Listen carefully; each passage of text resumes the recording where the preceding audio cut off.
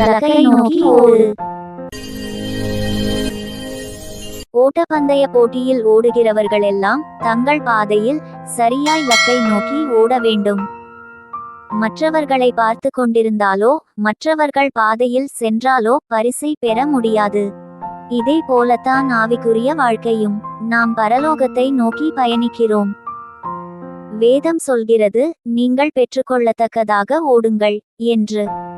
பவுல் சொல்கிறார், கிறிஸ்து இயேசுவுக்குள் தேவன் அழைத்த பரம அழைப்பின் பந்தய பொருளுக்காக இலக்கை நோக்கி தொடருகிறேன் என்று.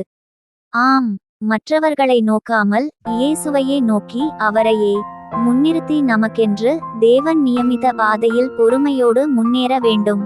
இன்னொரு வசனம் சொல்லுகிறது, மேகம் போன்ற இத்தனை திரளான சாட்சிகள் நம்மை சூழ்ந்து கொண்டிருக்க பாரமான யாவற்றையும்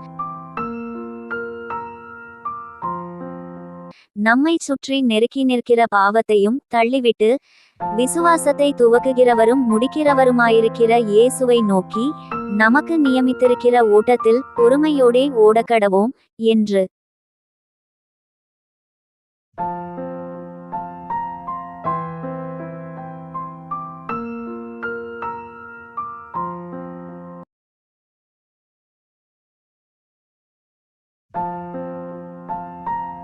பெற்றுக்கொள்ளத்தக்கதாய் ஓடுவோம்.